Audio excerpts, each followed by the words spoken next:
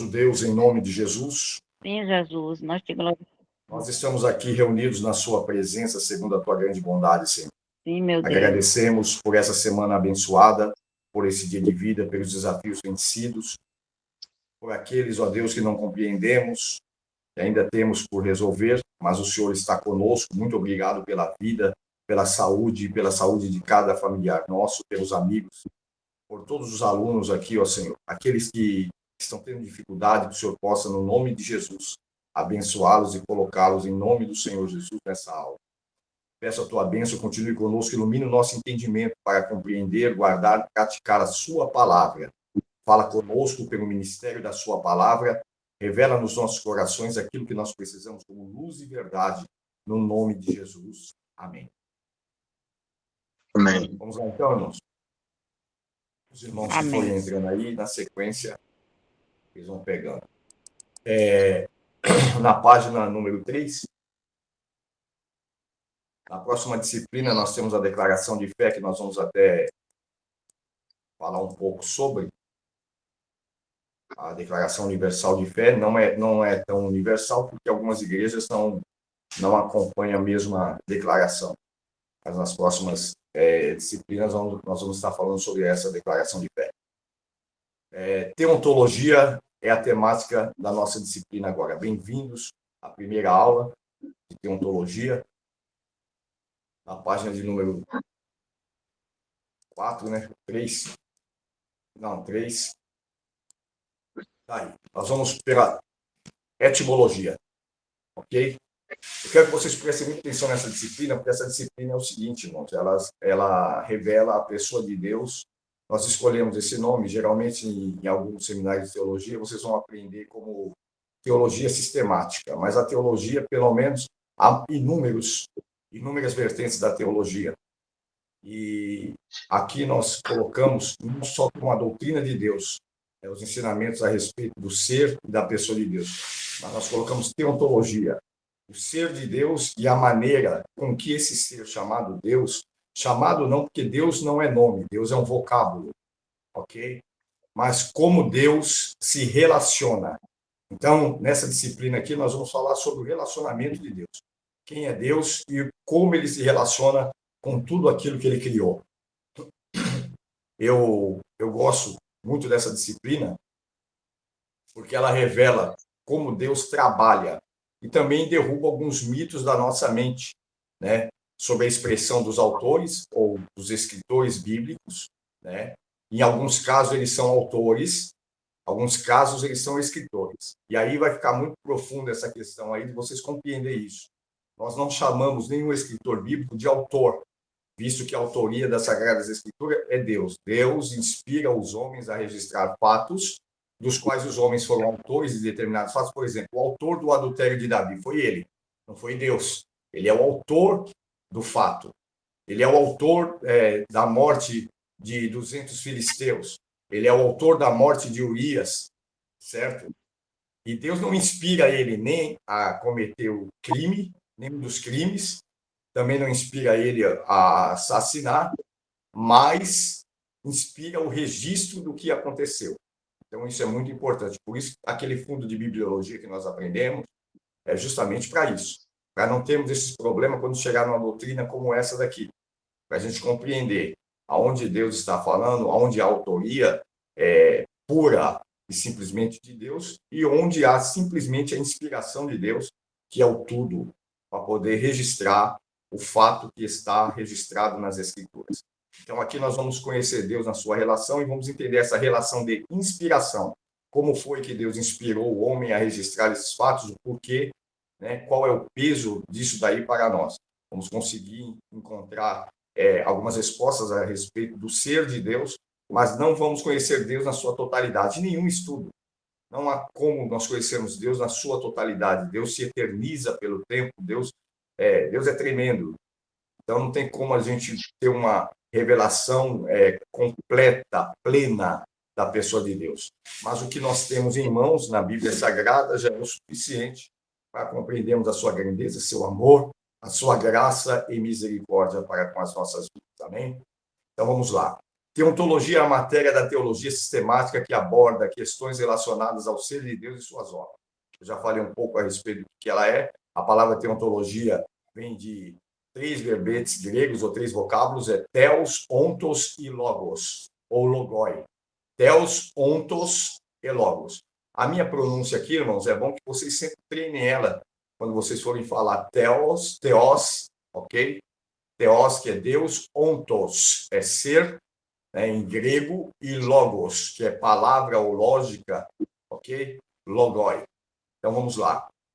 O significado da teologia, da teontologia é o estudo sobre Deus, a essência como criador de todas as coisas e sua relação com o que ele criou.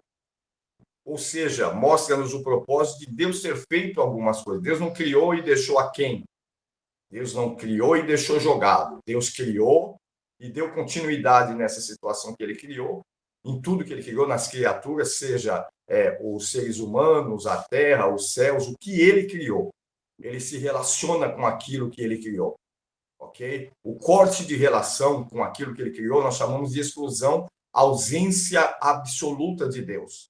Então, por exemplo, há uma ausência absoluta de Deus na personificação de Satanás, ok? Quem criou Satanás? Deus. Mas Deus se ausentou da pessoa de Satanás. Então, o diabo não tem a presença de Deus. Conhece a presença de Deus e pode até mesmo falar, né, com Deus, como nós vemos na Bíblia, no caso lá em Jó, que ele fala com Deus quando Deus pergunta. Nós vemos ele falando com Deus na pessoa de Jesus, quando ele tenta Jesus. Nós vemos ele falando com Deus a respeito do sumo sacerdote Josué, quando o sumo sacerdote Josué estava com as vestes sujas.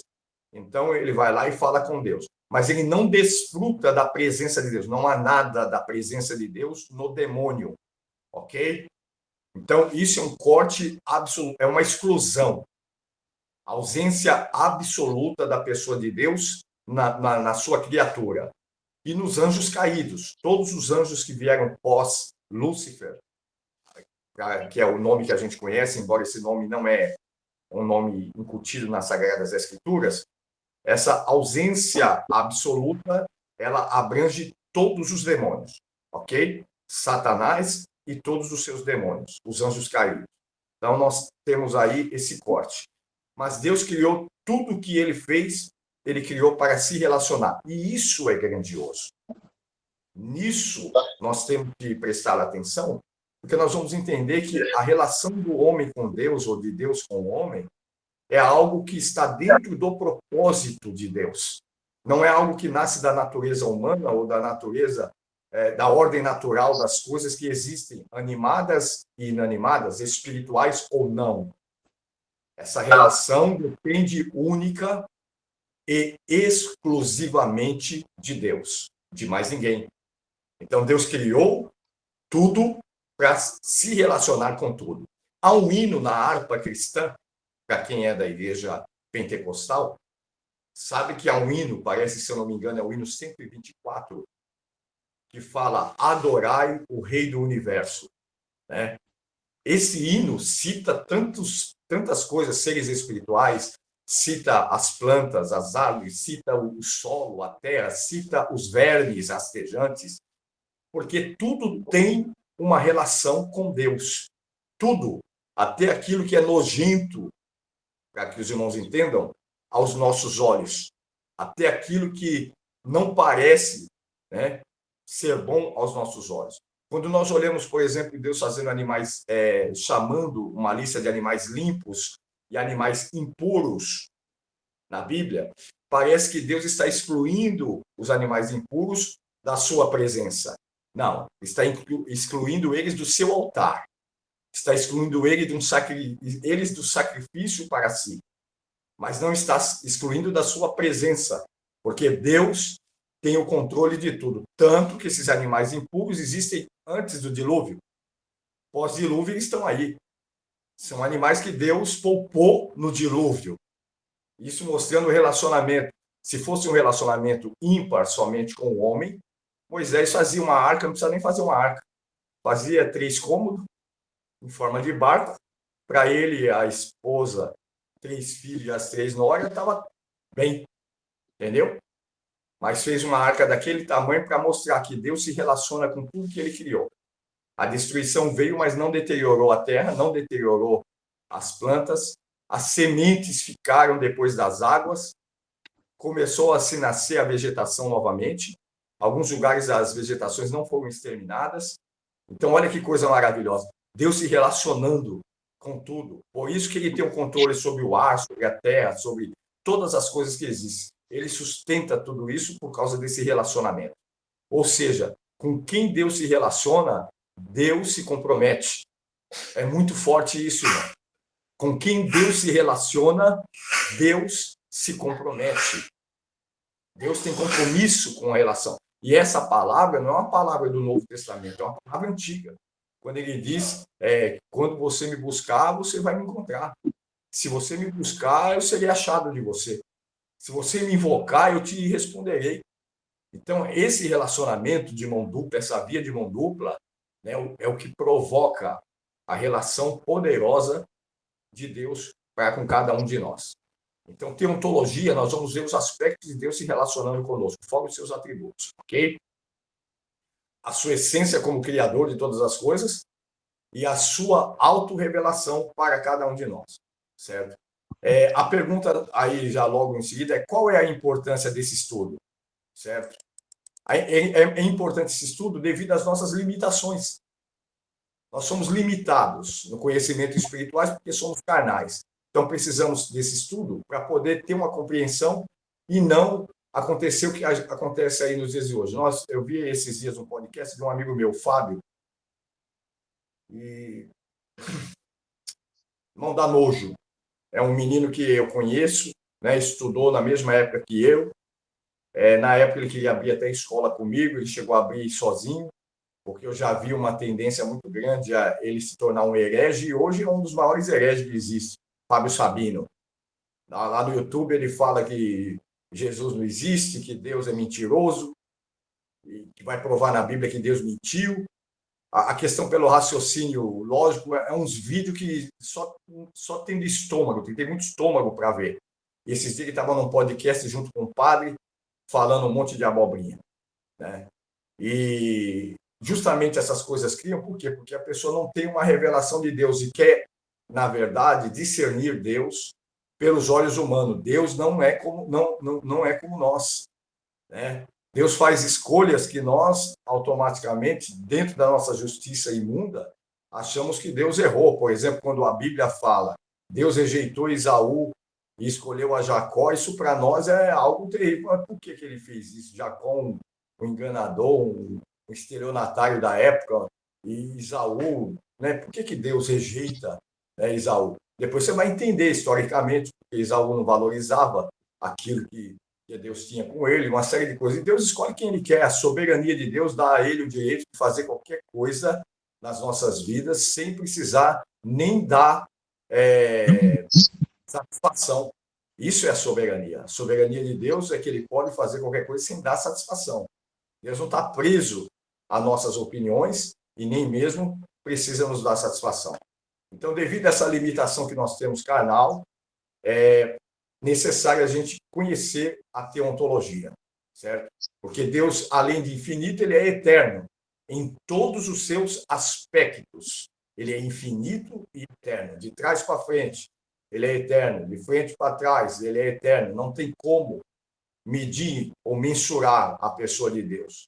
Ele é desconhecido, ok? Dos nossos atributos humanos. Podemos, por um ato único e exclusivo de Deus, só assim, certo? Nós podemos ter uma revelação. Através da sua graça, vem uma revelação. Nesse ato, aí está no finalzinho da página de número 3. Entrando para a página de número 4, revela aí, ó, essa autorrevelação divina nos dada de forma geral, do mundo criado e de forma especial através da Escritura. Ou seja, o mundo nos mostra, nos aponta para Deus, porque a Bíblia diz lá, o salmista, aí, autoria, salmista, ele diz, os céus manifestam a glória de Deus. Não é Deus falando na boca dele, ele dizendo, eu consigo ver Deus através dos céus. Olhando para os céus, ele me leva até Deus. Os céus manifestam a glória de Deus e o firmamento anuncia as obras de sua mão. Isso aí chama-se revelação geral, é uma revelação que todo mundo pode ter. E existe a revelação especial, que é através das escrituras ou dos dons espirituais, aquela revelação que Deus vem até o indivíduo e se revela para ele de uma forma específica, que não contradiz as escrituras sagradas. Então, na teologia, isso é chamado de revelação geral e revelação especial. Lembra que nós vimos isso em bibliologia? Sobre revelação geral e revelação específica? É justamente isso aí. Então, a teologia não se trata de um descobrimento de Deus. A teontologia não é para descobrir Deus, ok? Mas é entender que o próprio Deus, de graça, através da sua graça, resolveu prover para o homem um conhecimento de si mesmo. Mostrar ao homem quem ele é. Então, olha o objetivo de Deus, criar um homem para poder se revelar a este homem, manter um relacionamento com este homem. Deus não chama ninguém para não se relacionar.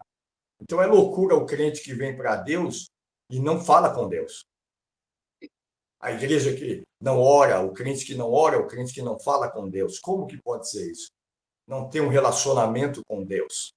Porque Deus nos chamou, nos escolheu para ter um relacionamento. Já fomos nascidos por isso. Isso eu falo de toda criatura, independente da fé. Deus quer um relacionamento com a humanidade. Agora, como vai ser o temperamento desse relacionamento depende do homem. Nunca depende simplesmente de Deus, depende do homem. Do homem permitir que Deus trabalhe em sua vida e o molde à sua natureza. Só a espiritualidade nos leva a entender um Deus espiritual. A porção que Deus decidiu nos revelar, ela é perfeita e suficiente, irmão. Entendeu? Então, nesse primeiro trecho, esses pedaços que eu estou falando aqui, está justamente nesse primeiro trecho aí da página 4, certo? Deus decidiu revelar para o homem de uma forma perfeita e eficiente. A mente humana quer limitar Deus, mas não tem como. Quando você vê um homem querendo escrutar a pessoa de Deus de tal forma a conhecê-lo na sua totalidade, mas com a mente humana, ela já incorre em erro. Porque não há como perscrutar, não é escrutar, é perscrutar a pessoa de Deus com a mente humana. Não dá para se entender Deus com os olhos humanos. Deus perdoa, ama, Deus salva, Deus escolhe quem Ele quer.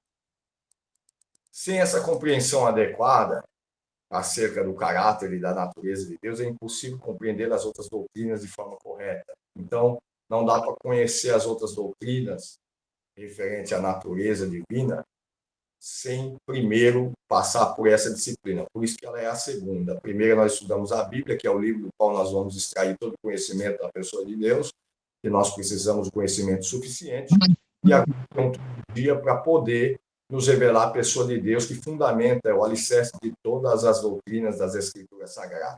E sem essa compreensão, seria impossível compreender isso, né? Como poderemos entender as obras de Deus da forma como Ele se relaciona conosco se nós não tivermos entendimento, se nós tivermos um entendimento distorcido e equivocado sobre quem Ele é?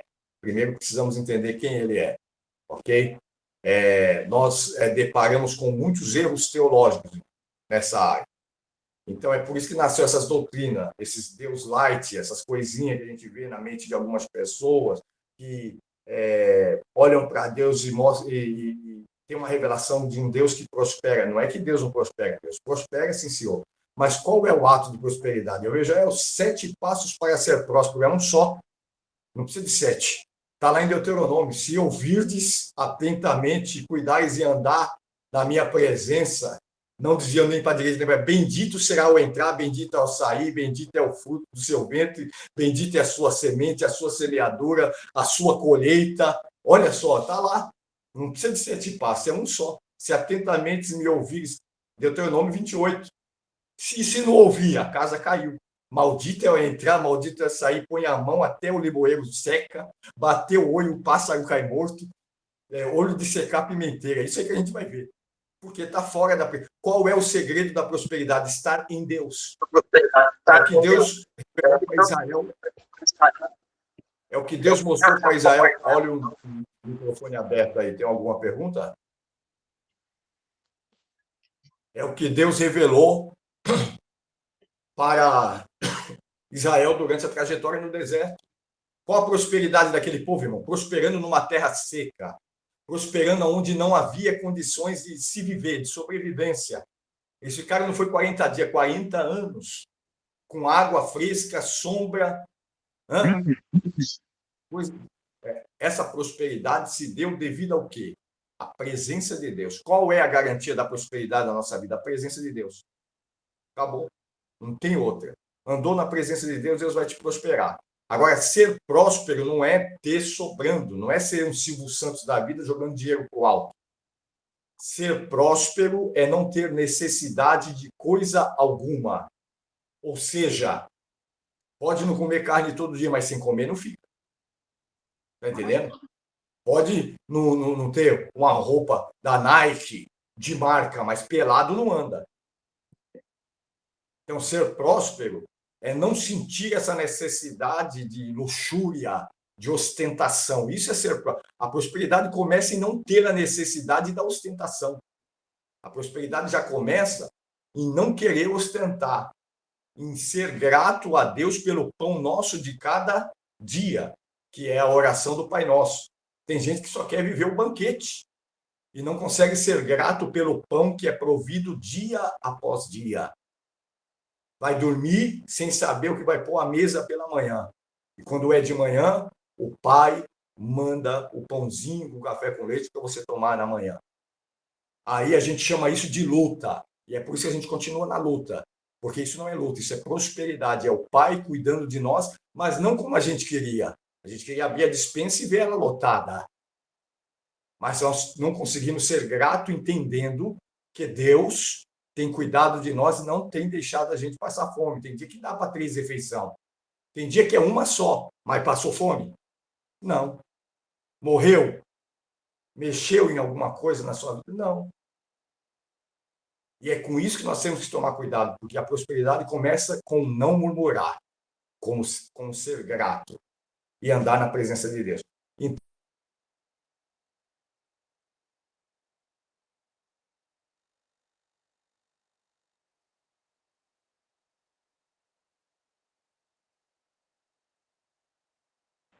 O microfone está mudo, pastor. Seu microfone mudo, ficou mudo. Ficou mudo. e agora? Voltou. Então, a prosperidade, ela acompanha justamente isso, não? Né? Ele começa pelo não murmurar. Pelo não murmurar. Eu acho que foi até o inimigo que eu já estava metendo o pau aqui nos falsos apóstolos da última hora, né? E vai para o YouTube essa aula, mas eu quero citar eles mesmo, esses falsos apóstolos que andam de aeronave, não é nem carro, de carro de 300 mil, e membro da igreja dele passando fome. Tá entendendo? Esses camaradas que voam de jatinho, mas o membro da igreja dele, a comunidade cristã, está com necessidades. Isso não existe. Isso não é o Jesus da Bíblia. Nós temos um Jesus que se incomodava com a fome, com a sede, com a nudez das pessoas. Um Jesus que se incomodava com o sofrimento alheio. O cristianismo é exatamente isso. É repartição.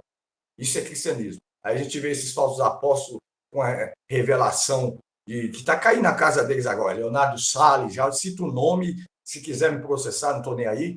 E eu provo na Bíblia, como o pastor Anderson Silva fez contra a Renálida, entendendo? A Renálida, a profeta do Labachorgue, toda vaidosona, ostentando ouro, faz um pix para mim de tanto. Irmão, só conversa fiada. Entendendo? Essa riqueza, nós temos que tomar cuidado. Quando nós fazemos missão transcultural, nós aprendemos até que o tipo de roupa que nós devemos usar em determinados lugares tem que mudar. Tem que mudar. Você já pensou, você vai lá com um salto que custou $780, tá entendendo? Numa favelinha que as irmãzinhas estão de chinelo, elas se sentem incomodadas. Então, a gente precisa ter esse desconforto. Não que você não possa usar. É lógico que pode. Se ganhou, pode. Mas tem um lugar certo. Porque ele vai se sentir, pode oprimir as pessoas. Eu digo que tem testemunho que é de bênção. Mas, ao ser testemunhado, se torna um peso na vida daquele que está escutando. A pessoa é uma pessoa que está há 3 semanas orando para ter uma comida, vê o irmão ir lá na frente, que eu já vi isso acontecer, fala, ó, irmãos, Deus me deixou na prova, fiquei 3 semanas comendo frango, e o irmão comendo arroz e lágrima. O coitado do irmão comendo arroz e lágrima ter que ouvir o camarada dizer que estava na prova comendo frango 3 semanas. Então, são coisas que não pode acontecer. Então, é muito importante isso daí, ok? Essa visão distorcida do evangelho se dá justamente porque eles não conhecem essa disciplina, não conhecem o Deus da Bíblia. Então, nós deparamos com muitos erros cometidos no campo da teontologia. Vamos lá. Página 5. Teologia é a definição. Eu não vou parar muito tempo aqui, porque lá, em bibliologia, nós já falamos o que é teologia. A definição etimológica falando é do termo theos, que significa Deus, logos, né, que denota o estudo. Então, é estudo sobre Deus, o conhecimento de Deus. Ok? Nós vamos encontrar isso nas Escrituras. Essas palavras estão na Escritura. Não dessa forma, teologia, mas os verbetes se encontram em determinados pontos, como em Romanos 3:2, 1 Pedro 4:11, encontramos logia, teol, oráculos de Deus. Ok? Nós vamos ver porque era um costume da igreja se reunir para estudar a palavra. A igreja hoje tirou os cultos de ensino, mas o costume da igreja primitiva era estudar a palavra. Como vai saber de Deus se não estuda a palavra? Então, a teologia é isso aí.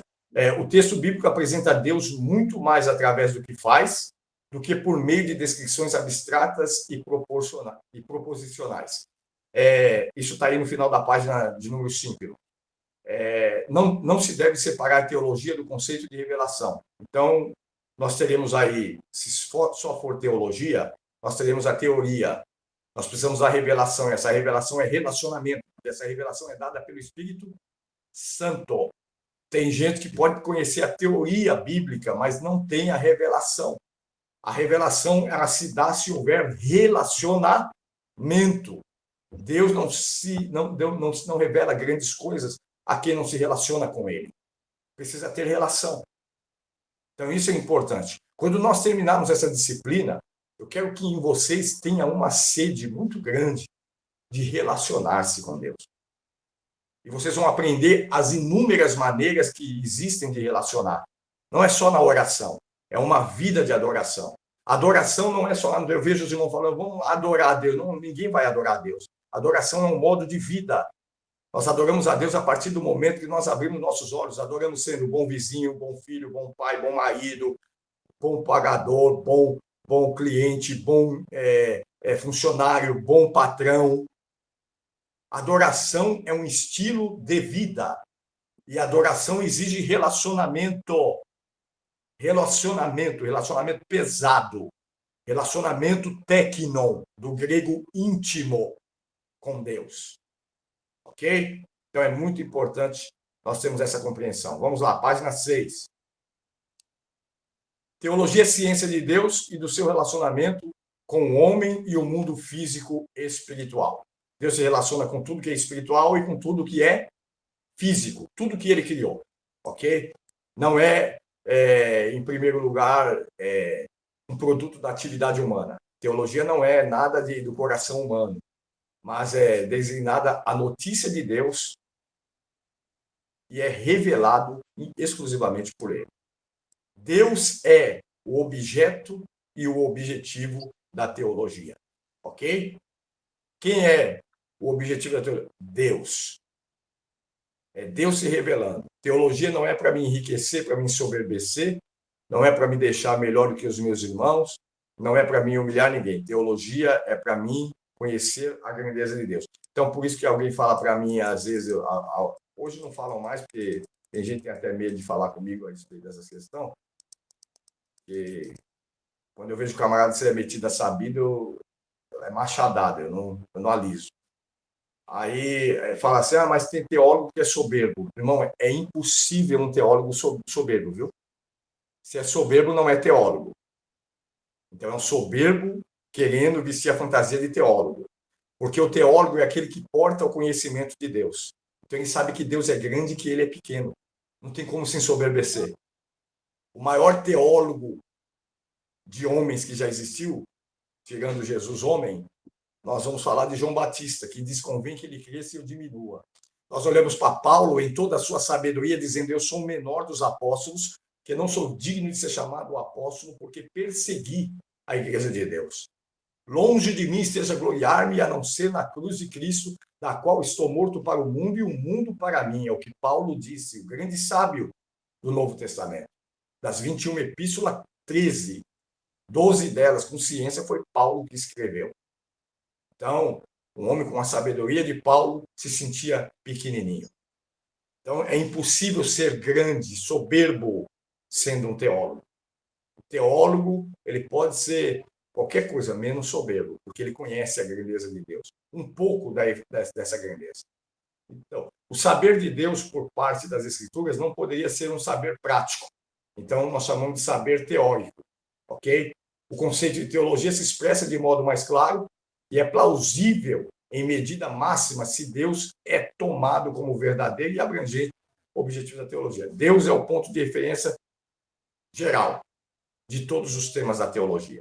Então, nós estudamos teologia para ver Deus. E não tem como. Você pode ser até soberbo buscando a teologia, mas quando você encontra com Deus, aí você é reduzido ao seu tamanho de verdade. Ninguém diante de Deus se sente grande. Não tem como. Não dá. Foi isso que fez com que Roma o odiasse. Caifás, os religiosos dos fariseus, o odiasse. Porque diante deles, eles se sentiram pequenos. Diante da sabedoria. Como que um menino de 13 anos ensina doutor? Então, mesmo na sua humildade e simplicidade, o Deus vestido de homem, chamado Jesus Cristo, nosso Senhor e Salvador, faziam com que as pessoas se sentissem pequenas diante dele. Não não propositalmente, mas por quem ele é. Nós estávamos diante de Deus, irmão. Vimos a sua glória como a glória do unigênito de Deus. Então, isso é muito forte. Amém? Vamos lá, página 7. As divisões da teologia. Alguém quer fazer uma pergunta aí? Eu estou ouvindo um som? Não, né? Página 7. As divisões da teologia. Deve ter microfone ligado. Tem alguém com o telefone do microfone ligado, deve ser isso. Amém. Então, vejam bem agora o que acontece aqui na página de número 7. Um 7 que revela 7. As divisões da teologia. Como se divide? Então, eu coloquei aqui um agrupamento de 7 títulos dado hoje a respeito das divisões da teologia. Página de número 7 aí, viu, Gabi? Página 7. O grupamento são esses. Teologia exegética. Na teologia exegética, que é essa que vocês estão estudando comigo, ok? O sentido literal desse termo vem da palavra grega que expressa tirar o sentido para fora do texto, ou seja, buscar a etimologia, o verdadeiro sentido da palavra. Não só a palavra, mas também as emoções que envolvem tudo aquilo ali.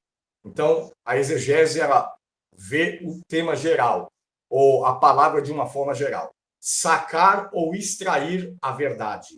É isso que nós vemos na teologia exegética.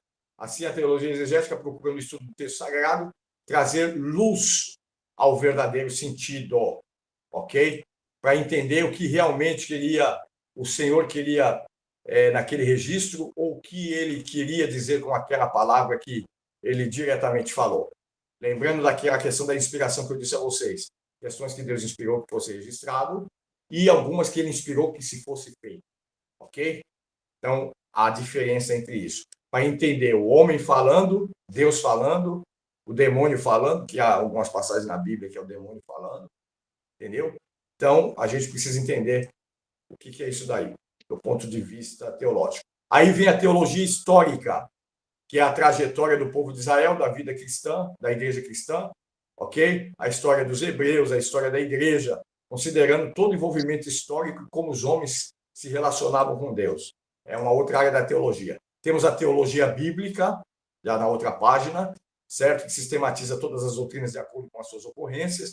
Então, vai mostrando sistematicamente, né, a questão de Deus dentro da Bíblia, se percorre a Bíblia tentando compreender todo esse percurso do homem buscando a sede que Deus incutiu no homem de buscá-lo, e após isso nós vemos a teologia sistemática, que é a mais conhecida, né? Que encarrega-se de coordenar todos os ensinos das teologias anteriores, ou seja, exegese, histórica, bíblica, todas as teologias estão dentro da sistematização, da teologia sistemática, que molda-nos, que mostra-nos cada área da teologia, dessa compreensão teológica. Também é conhecida como apresentada no caso Berkhof, né? Teologia reformada, e aqui vai se estudar teologia, cristologia, paractologia, angelologia, hamartiologia, antropologia, eclesiologia, escatologia e soteriologia, que são as doutrinas, né, básicas da teologia sistemática. Então, vamos lá. Deus se revelou na criação e nas escrituras, página 9. A verdade é achada pelas ciências naturais e sociais, por cristãos e profanos. Não é verdade profana, é verdade sagrada de Deus. Isso está em Colossenses 2:3. Deus se revelou através de todo tipo de coisa, ser e gente, não só os santos.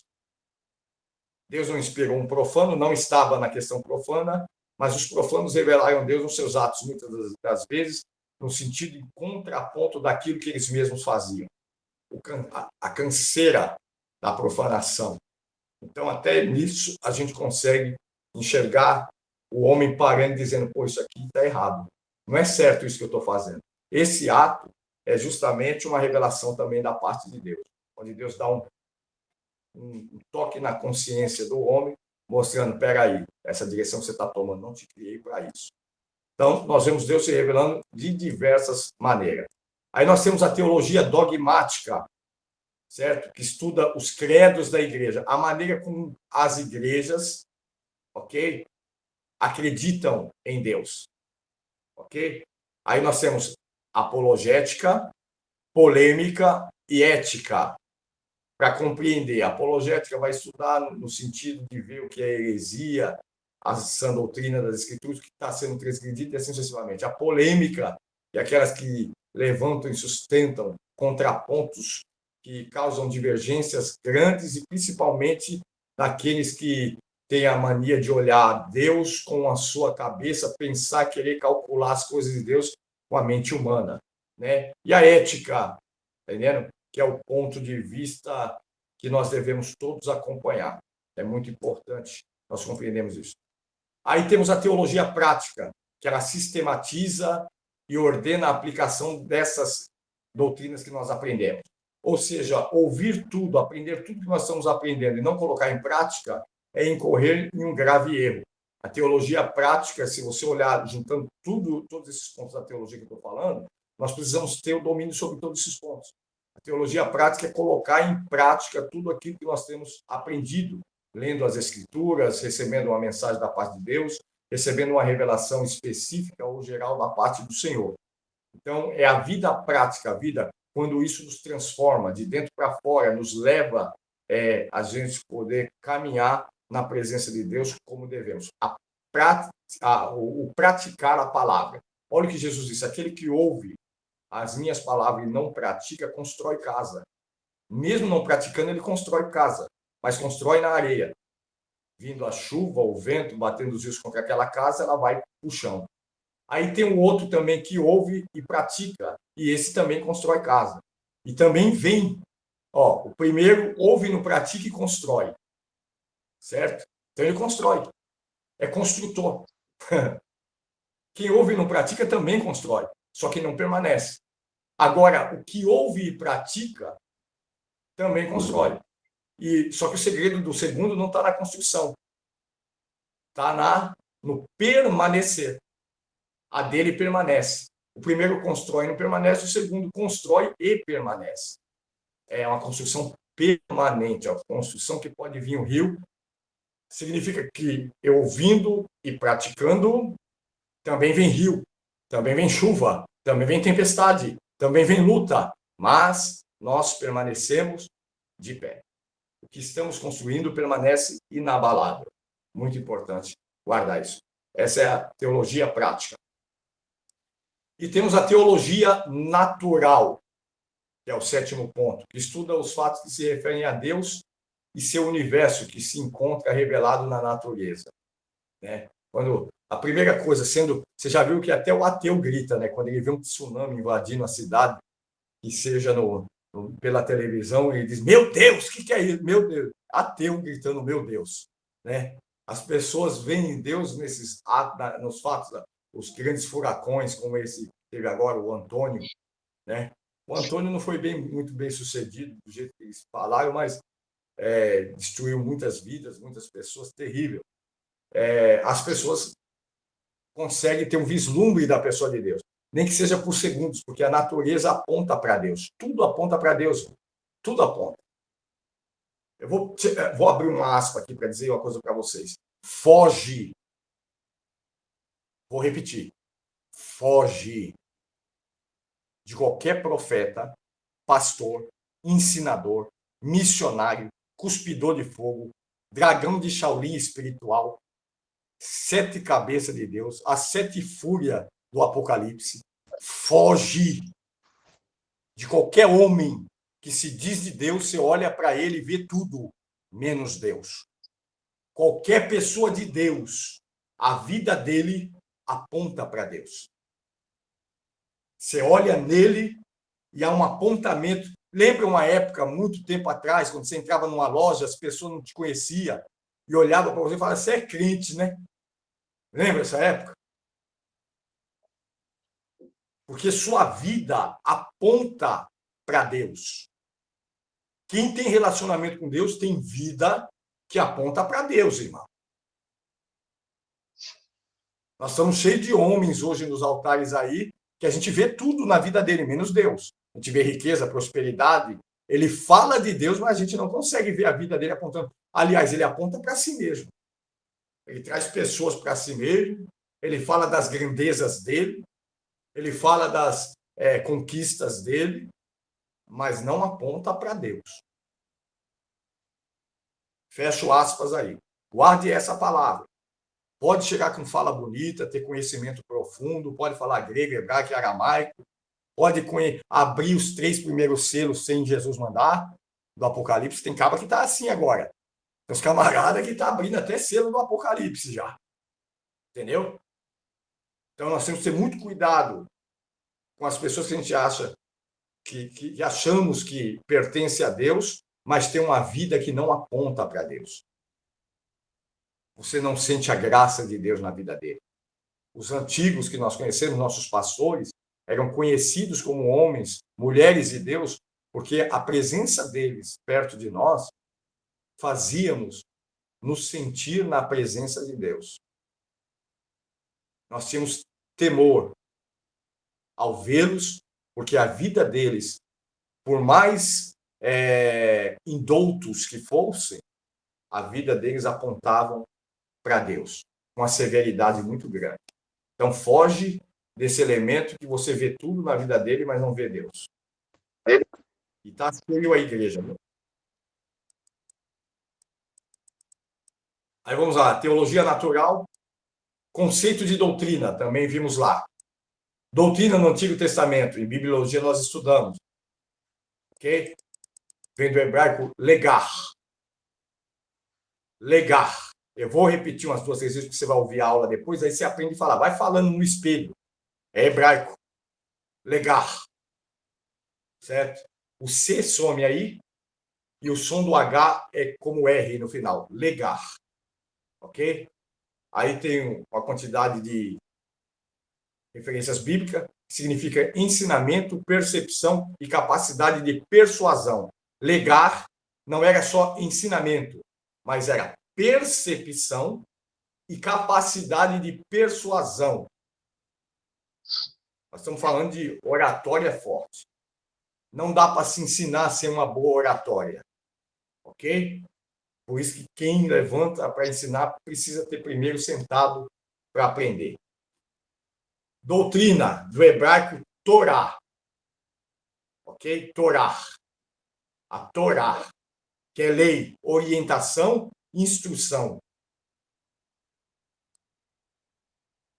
Aí nós temos aí essas orientações e instruções sacerdotais legais, referentes aos costumes e hábitos, englobando o Antigo e Novo Testamento. Aí nós pegamos a lei os 10 mandamentos e vemos os homens criando mais de 600 regras dentro dela, né? Complicando a situação, porque aí vem regra de vida social, de família, questões domésticas, questões de casamento, uma série de coisas. É muito importante a gente compreender. A força desses conceitos no Antigo Testamento nos revela que a doutrina exige grande dedicação, ou seja, o ensino exige, tanto no aprendizado como no ensinar, no mestrado, exige grande dedicação. Não como vemos em nossos dias, onde leigos estão querendo e conseguindo ensinar. Pessoas que nunca sentaram para aprender se levantam hoje para opinar, para ensinar, certo? Mas a doutrina exige dedicação e conteúdo. Isso nós notamos aí nas redes sociais. Acontece qualquer coisa que tem uma opinião bíblica, nós vemos milhares de pessoas dando sua opinião. Ah, Deus não é isso, não. Deus não é... Pessoas que nem vão na igreja, pessoas que não têm contato com as escrituras, mas gostam de opinar, gostam de falar. Quer ver aparecer um monte de doutor? Quando a Aimee cantou aquela música Fazemos Eventos para Nós Mesmos, aquela coisa que foi uma polêmica terrível em meio, até os grandes doutores, Eliseu Rodrigues, metendo pau, porque mexeu com eles, né? Os fariseus. Mexeu com eles o que ela cantou, né? Mexeu com a estrutura desses camaradas que gostam de pregar para 30 mil crentes. 30 mil crentes doentes que vai pular, vai dar glória e ele se sente o frenesi quando ouve o público dando glória. Ele entra em alucinação paranoica, e aí ele acha que ele é o pregadorzão porque tem 200 mil pessoas na frente dele dando glória, mas sai tudo de lá, bandido como entrou, sem transformação nenhuma, porque é só um evento, é uma discoteca, só pulou, suou, mas não mudou, não muda caráter, não muda nada. Estou dizendo que isso acontece com todo mundo que foi lá. Não vamos generalizar. Um ou dois, uma meia dúzia ou 100 pessoas no meio de um milhão, sempre porque Deus também não vai deixar o seu povo de qualquer jeito. Mas é isso aí. Aí quando a menina veio cantando aquelas músicas que a igreja está fora do prumo, né? Os dízimos são mais importantes que as pessoas, e assim sucessivamente, aí quiseram matar a menina lá da ilha de Marajó. É uma palhaçada que só Deus, né? Porque ela cantou a verdade. Eu nunca vi tanta verdade na minha vida como eu ouvi naquela música daquela menina.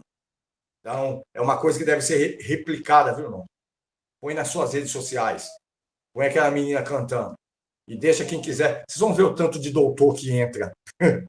Os doutor que entra para falar, essa menina está falando contra a igreja, ela tem que tomar que Deus vai pesar a mão. Que igreja? Que igreja? Ela não está falando mal da igreja, ela está falando mal de uns tipos de pessoa que se dizem igreja. E foi Deus que mandou ela falar.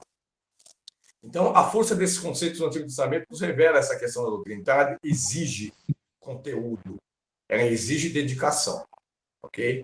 Nós vamos nos dedicar às Sagradas Escrituras, ler a Bíblia todos os dias, né? O dia que não der, lê o dobro o outro dia, se debruça. Não, irmãos, não tem esse dia que não der. Eu falei assim, humanamente falando. Para nós tem que dar. Sobrar tempo é para tomar sorvete, sobrar tempo é para passear. O tempo de Deus tem que ser sagrado na nossa vida. Nós temos que voltar a entender que não tem esse negócio. Se sobrar tempo eu faço, se sobrar tempo eu estudo, se sobrar tempo eu oro, se sobrar tempo eu leio, não.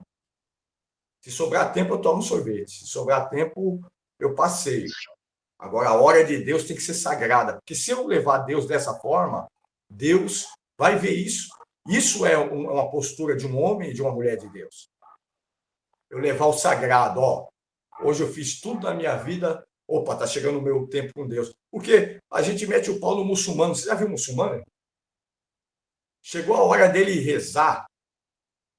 Se ele estiver no meio de uma praça pública, ele joga o tapetinho dele no chão, dobra o joelho, olhando para o Oriente, e começa Alá, Alá, Alá, Alá. Você entendeu? É a hora. Bateu, ele bate no relógio aqui, vê o relógio lá de São Paulo, aonde tiver.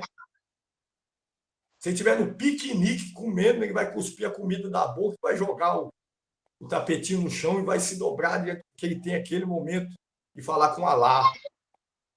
E só nós que é todo mundo terrível. Vamos pregar no culto, chega na hora da mensagem, não cultua direito, não leva nada a sério. Isso é ruim, entendeu? São coisas que nós precisamos melhorar. Conceito de doutrina no Novo Testamento. O Novo Testamento vem do grego didaquê, ok? Didaquê, que é ensino, doutrina, instrução nas assembleias religiosas cristãs. Esse conceito acontecia justamente nas sinagogas.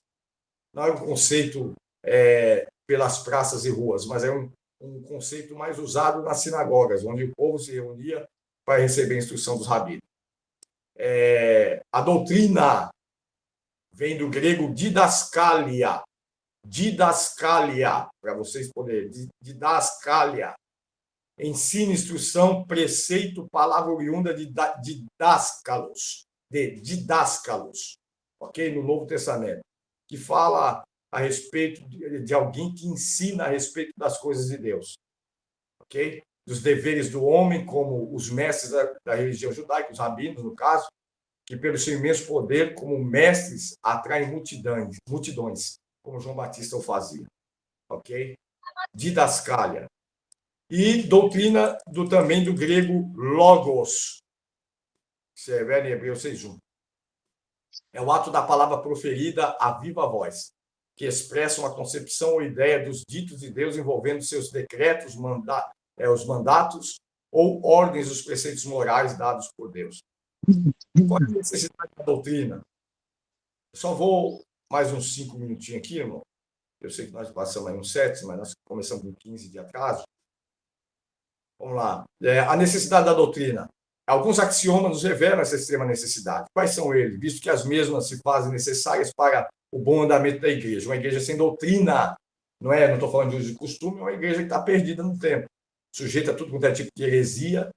A igreja não tem estrutura para aguentar os dias de luta e uma determinada vertente toma uma gama muito grande do culto, ok? Como uma locomotiva sem freio, e vai destruindo as pessoas ao longo dos anos. A falsa doutrina é o pior veneno que pode existir dentro de uma igreja. Eu coloquei quatro axiomas aí. A primeira é porque a doutrina nos traz a verdade precisa, com precisão, a opinião final. A segunda é que a essência do desenvolvimento do caráter cristão é sobre a essência desse desenvolvimento. Crente que está 10 anos na igreja não mudou nada, porque a igreja não tem doutrina, não tem ensinamento. Aí a gente não consegue desenvolver-se dentro da igreja porque não tem a doutrina. O terceiro axioma é que a doutrina é um abrigo contra a mentira e os erros de interpretação. Ou seja, crente que conhece a Bíblia não é enganado não, irmão. Vocês estão na palavra. Dá para engolir qualquer coisinha? Pode notar que o jeito de vocês ouvir já mudou. Quando vocês estão ouvindo qualquer coisa, já mudou. Já está mudando o jeito de vocês ouvir. Por quê? Porque ela é um abrigo contra a mentira. E outra coisa, ela é o ensino da palavra de Deus. Acabou. Então, existem homens que Deus levantou exatamente para esse tipo de obra, que são os mestres. Doutrina, teologia. Teologia é o estudo referente ao conhecimento de Deus, então não preciso entrar aí. Aí nós entramos em outras questões variadas, né? Que a gente pode ver na página número 13 aí, né? Olha como esse daqui a gente anda mais, né? A bibliologia foi tão ruim para a gente poder chegar no final, né? Isso aqui vai ser bem rápido. Olha, outros. Nós temos a patrologia, que é estudo dos pensadores cristãos até o século V. A teologia pastoral, nós conhecemos hoje, a teologia das religiões, a religiosidade popular, entre outros, que nós vemos aí na questão teológica, nós vamos ver um pedacinho de cada uma delas. As características das doutrinas de Cristo. Então, nós temos essas características. O bom ministro é criado na fé e na doutrina. Ele expulsa os espíritos malignos, pois é vindo de Deus esse poder. Pode ser provado como verdadeiro, deve ser preservada essa doutrina, deve ser obedecida de coração. Ou seja, não é obedecer simplesmente por força, mas obedecer de coração. Tem o mesmo valor que a revelação, ciência e profecia e interpretação de língua. É o mesmo valor, a palavra de Deus. Temos que cuidar dela para a nossa salvação. Indica modo de vida na fé. convence os contradizentes, deve ter interrupção de seriedade e sinceridade, levando à perfeição em Cristo, que é a busca dessa questão doutrinária. As falsas doutrinas da época, né, que aí nós temos os judeus se maravilhavam com a doutrina de Jesus, pois ele ensinava com autoridade, mas tinha na época os fariseus, os saduceus, os essênios, os herodianos, que não está citado aí. Então a gente precisa ter cuidado, muito cuidado com as falsas doutrinas, porque a falsa doutrina, irmão, ela vem solidificada por uma doutrina verdadeira. Se pega um pouco da verdade, enfia na mentira, e você acredita que todo o resto é verdade. E isso é o contrário. Se você tiver um metro de verdade, cair um pingo de mentira, toda a verdade é posta como mentira. Então, nós precisamos ter consciência disso. Um pingo da verdade na mentira não solidifica, não muda a mentira. Um pingo de verdade, a verdade ela é exata. Ou ela é toda a verdade, ou ela não é verdade. Não existe meia verdade. Meia verdade é sofismas. Então, nós temos que ter cuidado com isso. Aí nós tínhamos aí a doutrina dos fariseus, né? Do grego farisaios, chamado separado, que era a falsa doutrina da época. Quem eram os fariseus? Aí nós temos aí uma gama. Hoje nós vamos parar por aqui na página de número 13, 14, né? Página 14. Que a semana que vem eu quero falar um pouco mais profundo a respeito da doutrina dos fariseus, apesar que não tem muita coisa escrita, porque eu já disse lá também em bibliologia, né? Mas nós vamos falar sobre, pelo menos, dos fariseus e dos saduceus. E eu só quero falar sobre isso aqui, irmão, a doutrina dos fariseus com mais profundidade, por quê? Porque muitos de nós, na nossa crença, na nossa mente, temos agido como fariseu e sem saber, sem perceber. Então, nós vamos descobrir o fariseu que existe em nós na próxima aula. Tá bom? Doutor Kepler, Sim. deu um problema aqui no meu computador e está fazendo um barulho aqui. E eu talvez não vou conseguir encerrar aqui a aula, mas vocês podem encerrar que depois eu encerro aqui, tá bom? Tá bom, minha irmã. Que Deus abençoe meus irmãos. Um beijo no coração de cada um de vocês. Um ótimo final de semana. Quero deixar aqui o meu agradecimento por cada um de vocês que tem se esforçado para estar aí. Nós somos em 11 pessoas nessa sala, irmão. E nunca nós temos todos. Está sendo uma dificuldade muito grande essas questões aí, né? Precisamos acertar isso aí. Estou orando a Deus, porque, na verdade, não é normal. Isso é um mundo espiritual. Porque se faz necessário acompanhar a aula para poder tirar as dúvidas e aquilo outro. Então, é por isso que também eu não disponho as aulas gravadas para todo mundo, não ponho no grupo. Aqueles que justificam, eu mando. Os demais vão passando por algumas dificuldades com a gente aí na questão, porque nós não queremos fazer nada meia boca. Eu tenho uma excelência e tenho zelo com aquilo que eu faço. Entendeu? E eu sei que os irmãos também têm zelo.